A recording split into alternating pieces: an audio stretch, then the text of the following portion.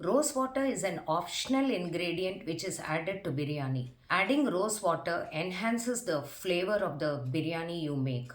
It makes it very rich and royal. But it's very important how to add the rose water and when to add the rose water in the biryani. Today, I will be telling you the different methods in which you can add it. The first method is, when we make a normal biryani, take a pan, add ghee and fry the spices.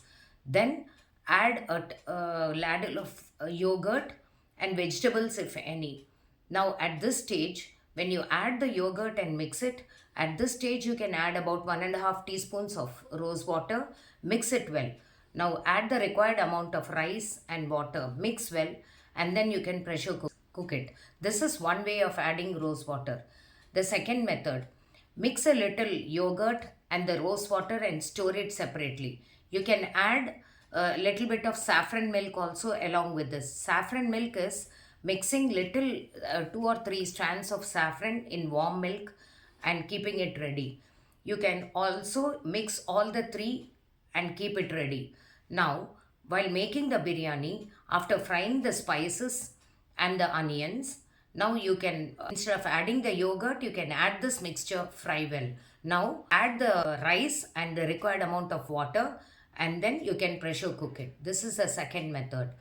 Now, when we are planning to make a biryani which has different layers of rice, fried onions and vegetables, then you can add it in this form.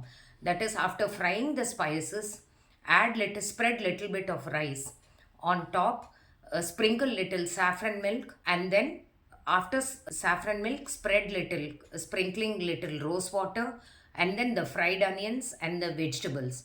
Now give it a good mix, and next add the second layer, that is rice, again little bit of fried onions and vegetables and rose water, and sprinkling rose water and saffron milk on. In this way you can make different layers, and after making the layers you can give a dum or a pressure cook it, as how it is done for dum biryani. So this is another way of making it.